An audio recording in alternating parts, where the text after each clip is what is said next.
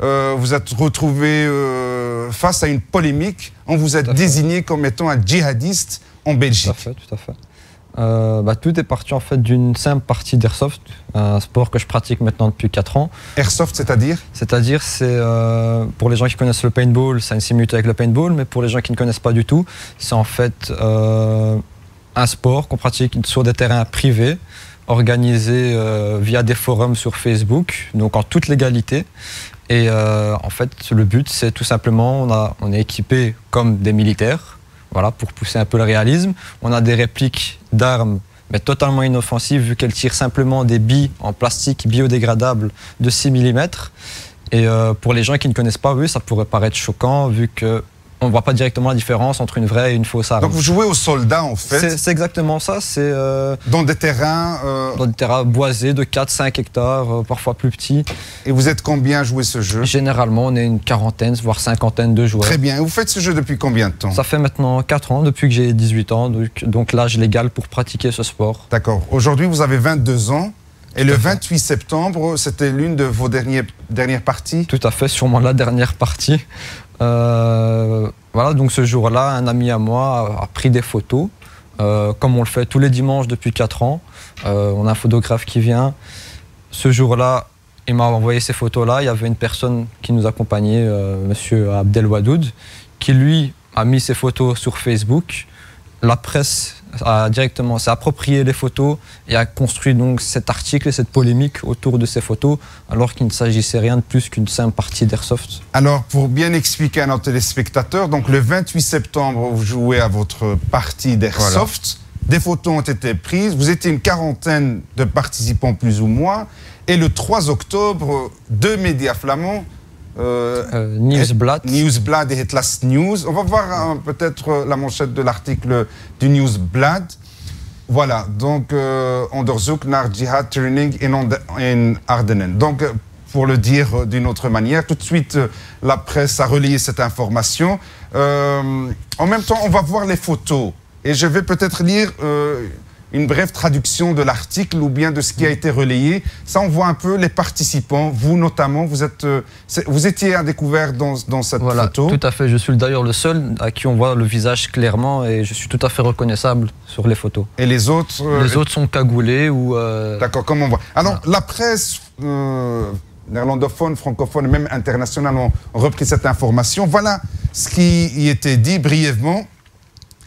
Des musulmans radicaux s'entraînent en Ardennes. La police a ouvert une enquête après la publication sur Facebook de photos de musulmans radicaux bruxellois semblant se préparer au djihad lors de camps en Ardennes belge. Écrit vendredi Het Laatste Nieuws et de Standard. C'est inquiétant et ça ne ressemble en rien à une simple partie de paintball entre amis, mais davantage à un camp d'entraînement radical, explique la police. Les photos ont été postées jeudi par Abdelwadoud Abou Daoud, un musulman radicaliste bruxellois qui prêche en faveur du salafisme. D'après les informations des quotidiens néerlandophones, l'homme est lié à un groupe d'amis gravitant autour de la famille El Wassaki, originaire de Vilvoorde, dont 2 frères sont partis se battre en série.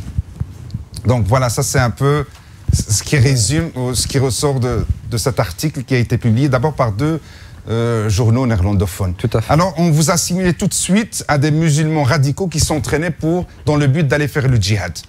C'est exactement ce qu'ils ont marqué. Ouais. Mais...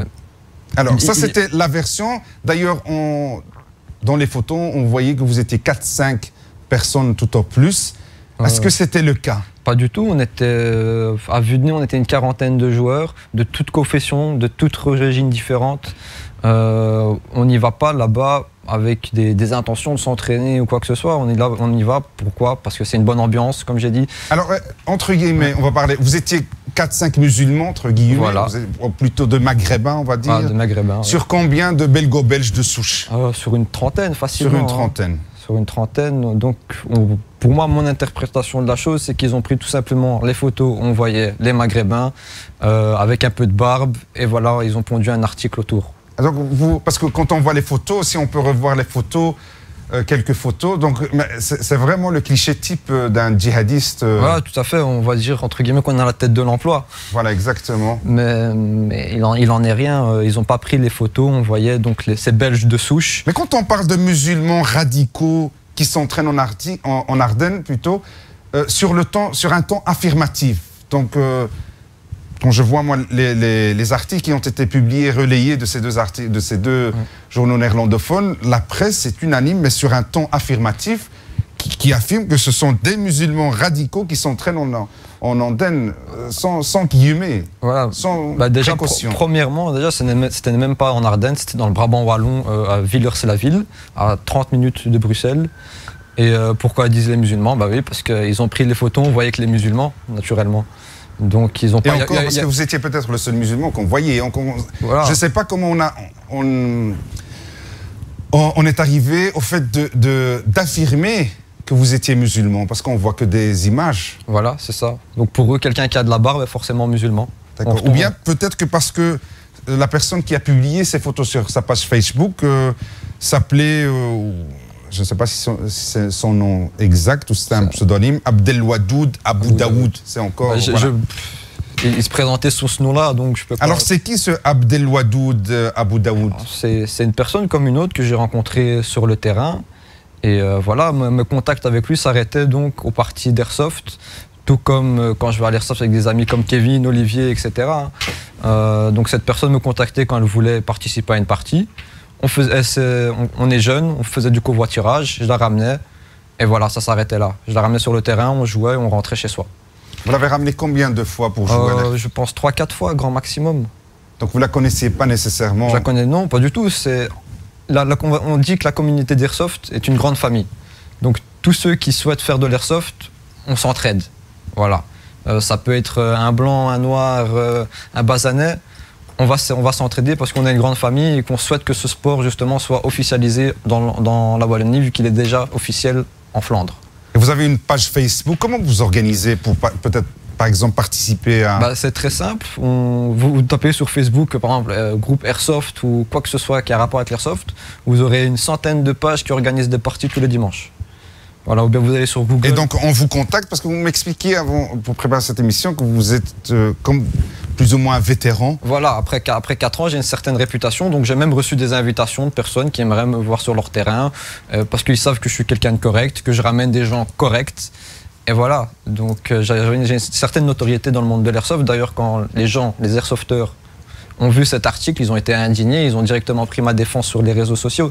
Mais ça a été les seuls. Pour le reste, j'ai été lapidé en... Très bien. Et qui a pris ces photos? C'était un ami avec qui je joue déjà depuis 3 ans. Et donc c'est cet ami qui a transmis les photos aux uns et aux autres? Voilà, si aux personnes concernées. Donc si on me voyait moi sur la photo, il me transmettait les photos, on me voyait moi uniquement. Voilà. Et ce Abdelwadoud a publié ces photos sur la page Facebook, qui se sont retrouvées dans la presse, voilà, qui les a exploitées à leur manière. Qui a exploité, ils ont totalement déformé la réalité des choses. Et voilà, ils voulaient faire un... Alors ce qui était une simple partie d'Airsoft s'est transformé, selon cette presse néerlandophone, en tout cas, parce que c'est elle qui était à l'origine de ce plus ou moins scoop, entre guillemets, qui n'en est pas un, en affirmant que ce sont vous, en l'occurrence, et d'autres, vous étiez des musulmans radicaux en train de s'entraîner en Ardennes. Alors, le 3 octobre, les articles ont été publiés. Quand vous êtes réveillé, qu'est-ce que vous avez découvert? Tout d'abord, je l'ai découvert qu'on m'avait appelé une 50aine de fois sur mon portable, que mon mur Facebook était rempli de notifications. J'ai regardé, j'ai cherché ce qui se passait. Et ensuite, j'ai vu ma photo en première page, les gros titres, djihadistes radicaux dans les Ardennes. On m'a reconnu directement, vu que j'ai quand même une 50aine d'appels. Par après, j'ai donc été posé plainte à la police. Et voilà, ce jour-là, j'étais vraiment abasourdi, j'étais blanc comme... Alors, mais il y a eu quand même une conséquence directe sur votre vie professionnelle. Oui, tout à fait. Donc, je rappelle que vous êtes un agent de sécurité dans une société, on ne va pas citer le nom. Tout à fait, donc quand j'ai vu l'article, j'ai donc directement été à mon emploi pour essayer d'expliquer la chose. Mais malheureusement, le client avait vu l'article avant. Déjà, oui. Donc, ils ont lu l'article Hot Nieuwsblad et ils ont vu ma photo. Ils ont dit à mon responsable sur place que je ne devais plus revenir. J'imagine bien, quand on voit le titre qui vous présente comme un musulman radical en train de vous entraîner pour faire le djihad. Ils n'ont pas du tout voulu entendre ma version des faits. Ils ont dit, écoute, on ne veut plus de toi ici. Contacte ton grand responsable pour voir ce qu'il en est. Et depuis, je suis en stand-by, en fait. Je ne sais pas si je vais continuer à travailler ou si je suis viré. Je suis dans le plus grand flou.